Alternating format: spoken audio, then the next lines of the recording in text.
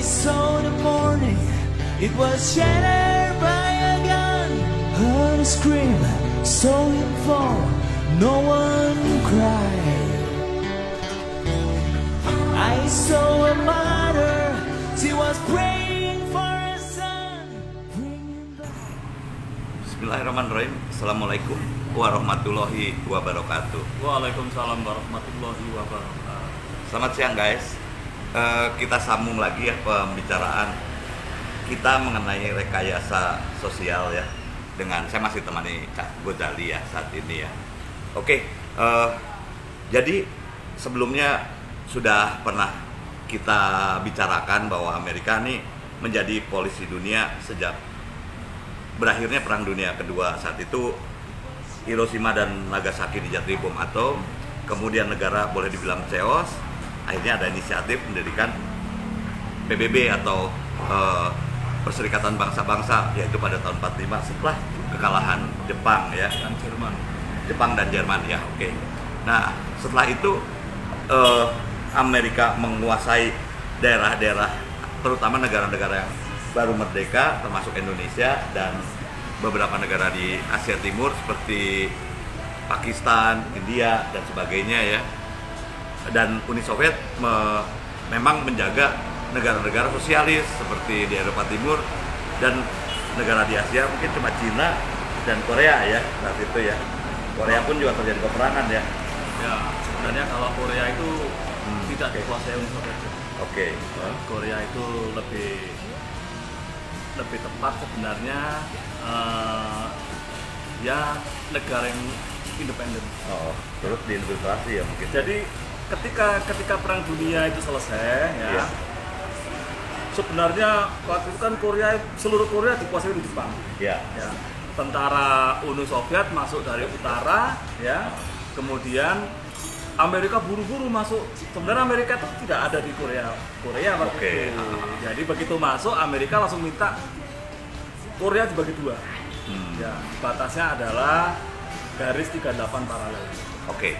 Ya, oke, jadi kita persingkat ya ceritanya. Jadi sebenarnya Korea Selatan juga akhirnya dikuasai oleh Amerika lah, singkat cerita seperti Ya. itu ya.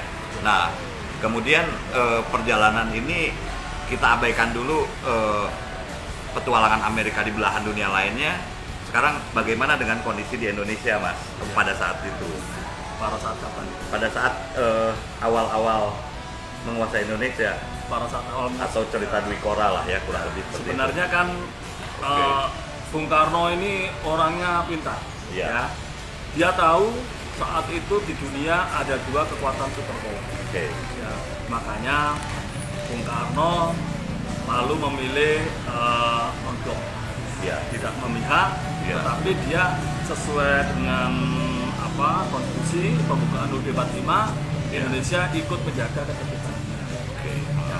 Dari situlah lalu Bung Karno ini punya inisiatif. Iya. Karena ini ada dua kelompok Amerika dan Uni Soviet, lalu Bung Karno berinisiatif mendekati kelompok negara-negara yang terjajah ini. Nah, mereka lah kelompok-kelompok yang bebas ini ya. Bung Karno mengadakan konferensi Asia Afrika Bandung. Oke. Tujuannya adalah apa? Tujuannya adalah untuk memerdekakannya, memberi spirit agar negara-negara masih terjajah oleh kekuatan negara kolonialis untuk merdeka. Oke. Nah, tapi memang banyak negara yang merdeka dan gagasan Bung Karno ini luar biasa ya. Tapi akhirnya hancur juga ya dengan peristiwa tahun 65 ya. Jadi kan begini ya. Jadi Amerika ketika itu merasa ya bahwa komunisme itu yang ada di Vietnam ya, pada akhirnya akan sampai ke Indonesia. Iya. Makanya Amerika berusaha bagaimana caranya menguasai Indonesia dan mengalahkan Bung Karno. Ya kan? Nah, disitulah kita lihat ya, ada upaya-upaya licik Amerika dengan cara mengadu domba ya, antara orang Islam di Indonesia melawan Bung Karno. Ya. Kemudian juga ada adu domba antara PKI dengan Islam, terutama dengan NU. Adu domba PKI dengan NU inilah yang akibatnya menjungkir balikan Bung Karno. Dan jangan lupa ada satu hal lagi ya, cara menghancurkan negara, menjatuhkan negara adalah membuat tentara nasionalnya itu terbelah.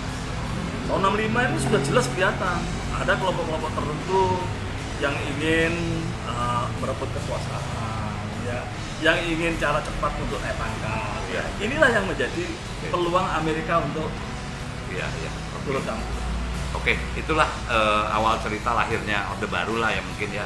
Dulu sebetulnya ada antara PKI dengan NU tuh memang dipecah belah ya. Ada fitnah, adu domba, ada ulama yang dibunuh, terus kemudian akhirnya timbul satu kondisi gontok-gontokan, antara Islam sendiri juga dipecah belah. Itulah cara main negara-negara imperialis ya. Kalau di Arab mereka pakainya Sunni sama Syiah. Iya. Itulah cara-cara negara imperialis. Nah, seperti Indonesia ini sekarang terbelah. Saya ngomong belak-belakan saja. Itu nggak mungkin kalau bukan grand design dari Amerika.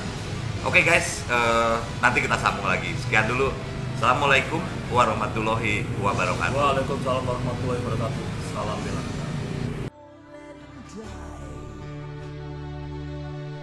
Do you ever ask yourself, is there a heaven in the sky?